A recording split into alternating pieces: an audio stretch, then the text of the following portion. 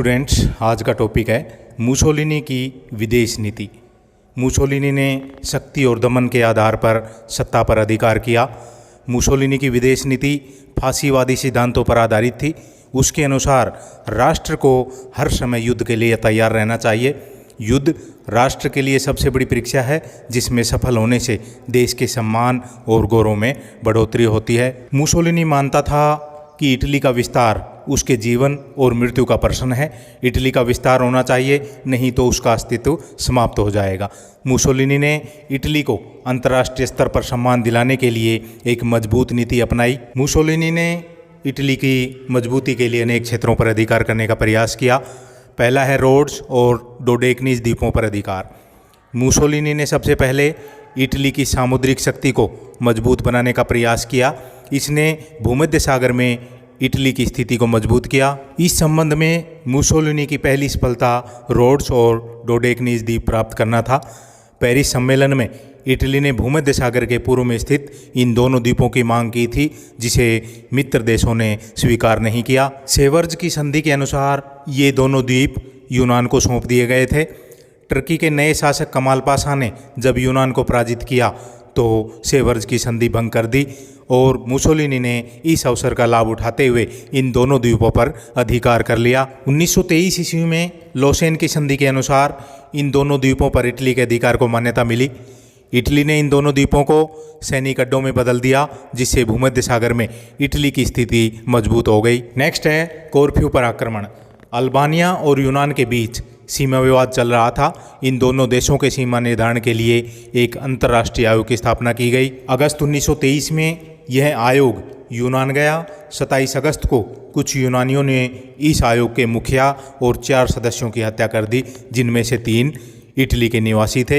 Italy की सरकार ने शीघ्र ही यूनान को चेतावनी दी और इस घटना की जांच तथा क्षतिपूर्ति के रूप में 5 करोड़ लीरा की मांग की। यूनान ने इटली की मांग को अस्वीकार कर दिया। 31 अगस्त 1923 को इटली ने यूनान के कोरफ्यू द्वीप पर आक्रमण करके उस पर अधिकार कर लिया। यूनान ने इसकी शिकायत राष्ट्रसंघ को दी। राष्ट्रसंघ ने राजदूतों का सम्मेलन बुलाया, जिसमें यूनान को क्षमा मांगने और क्षतिपूर्ति के लिए 5 करोड़ लीरा इटली को देने के लिए कहा गया। इटली को यूनान से धनराशि मिल गई, इसलिए इटली ने 27 सितंबर को कोरफ्यू द्वीप खाली कर दिया। इस घटना से मुसोलिनी का मान सम्मान बढ़ा। नेक्स्ट है फ्यूम पर अधिकार। पेरिस शांति सम्मेलन में फ्यूम को लेकर इटली और यूगोस्लाविया में मतभेद हुआ। 1920 में मित्र राष्ट्रों ने फ्यूम को एक स्वतंत्र नगर घोषित कर दिया, जिससे इटली और यूगोस्लाविया दोनों ही असंतुष्ट थे। 1924 ईस्वी में मुसोलिनी ने इस समस्या के समाधान के लिए यूगोस्लाविया की सरकार के सामने एक प्रस्ताव रखा, जिसे यूगोस्लाविया की सरकार ने स्वीकार कर लिया। अब दोनों में रोम की संधि हुई, जिसके अनुसार फ्यूम का दोनों देशों ने विभाजन कर लिया। इटली को समझौते के अनुसार फ्यूम का नगर तथा यूगोस्लाविया को पोर्ट बैरोस का क्षेत्र मिला। 16 मार्च 1924 को इटली के सम्राट की उपस्थिति में फ्यूम की प्राप्ति की घोषणा की गई। इस उपलब्धि से मुसोलिनी की लोकप्रियता बढ़ी, उसका मान सम्मान बढ़ा। नेक्स्ट है अल्बानिया पर अधिकार। पेरिस सम्मेलन में अमेरिकी राष्ट्रपति वुड्रो विल्सन ने अल्बानिया पर इटली के संरक्षण की मांग को स्वीकार नहीं किया। इसे नया स्वतंत्र राज्य बना दिया। 1925 ईस्वी में अल्बानिया के शासक अहमद बे जोगू ने अपने देश की आर्थिक स्थिति को सुधारने के लिए इटली से ऋण ले लिया। 1926 ईस्वी में अहमद बे जोगू के विरुद्ध विद्रोह हुआ। इसने इटली से सहायता मांगी।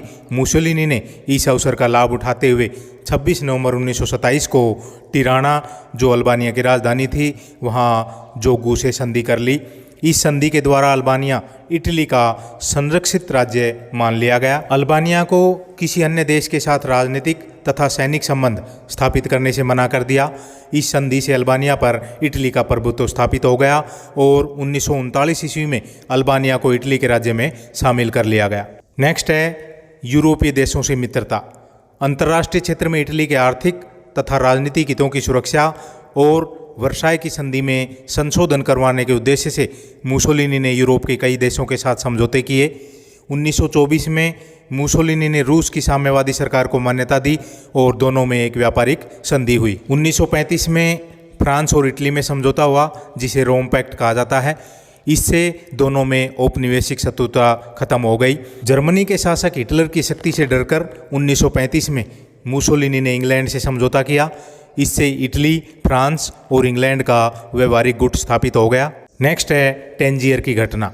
टैंजियर अफ्रीका के मोरक्को देश में एक महत्वपूर्ण बंदरगाह था, जिसके संबंध में फ्रांस और स्पेन के बीच बातचीत चल रही थी। मुसोलिनी ने इस अवसर का लाभ उठाया और 3 जंगी जहाज टैंजियर में भेज दिए और कहा कि हमारा भी संबंध इस क्षेत्र से है। मुसोलिनी की इस कार्रवाई से यूरोपीय देश चकित हो गए। फ्रांस का प्रधानमंत्री ब्रियांड, जो इटली से युद्ध नहीं करना चाहता था, इसने समझौतावादी नीति अपनाते हुए इटली को भी सम्मेलन में आमंत्रित किया। 1928 में एक नया समझौता किया गया, जिसके अनुसार टैंजियर के प्रशासन में इटली को भी कुछ सीमा तक अधिकार दिए गए। नेक्स्ट है इथोपिया पर अधिकार। इथोपिया पूर्वी अफ्रीका का एक विशाल राज्य था। 1896 में इसने अडोवा युद्ध में इटली को हराया था, क्योंकि इटली ने अबिसीनिया अथवा इथोपिया पर अधिकार करने का प्रयास किया था। मुसोलिनी ने इस पर अधिकार करने का निर्णय लिया। 5 दिसंबर 1934 को वलवल नामक स्थान पर एक झगड़े में 30 इटालियन मारे गए। ये झगड़ा इटालियन सोमालीलैंड और इथोपिया की सीमा को लेकर हुआ था। मुसोलिनी ने 1935 में इथोपिया पर आक्रमण कर दिया। 1936 में यहाँ की राजधानी आदिस अबाबा पर अधिकार कर लिया। अब मुसोलिनी ने अपने आप को इटली के साथ अबिसीनिया का सम्राट भी घोषित कर दिया। 1936 में इटली ने इथोपिया, एरिट्रिया और सोमालीलैंड को मिलाकर इटालियन पूर्वी अफ्रीका का साम्राज्य स्थापित किया। नेक्स्ट है रोम बर्लिन धुरी। इथोपिया पर आक्रमण के समय राष्ट्र संघ के अधिकांश सदस्य देशों ने इटली का विरोध किया, जबकि जर्मनी इस संबंध में निष्पक्ष बना रहा और इसने इटली के इथोपिया पर अधिकार को मान्यता भी प्रदान की। दोनों देशों में अक्टूबर 1936 में एक संधि हुई, जिसे रोम बर्लिन धुरी कहा गया। 1937 में इटली रूस के विरुद्ध जर्मनी और जापान में हुई संधि में भी शामिल हो गया। यह संधि कॉमिंटर्न विरोधी संधि कहलाती है। इस प्रकार रोम, बर्लिन और टोक्यो धुरी नाम से इटली, जर्मनी, जापान का एक संघ बन गया। 1939 ईस्वी में इटली व जर्मनी के बीच एक राजनीतिक तथा सैनिक समझौता हुआ, जिसे फौलादी समझौता कहा जाता है। इस समझौते में दोनों देशों ने पारस्परिक विचार विमर्श और हितों की सुरक्षा तथा सैनिक एवं आर्थिक क्षेत्र में आपसी सहयोग देने का निश्चय किया। नेक्स्ट है स्पेन में गृह युद्ध। स्पेन में गणतंत्र सरकार स्थापित थी, जिसमें उदार व वामपक्षीय दल शामिल थे। 1936 ईस्वी में इसके विरुद्ध राष्ट्रीय कहलाने वाले दलों व संगठनों ने विद्रोह किया।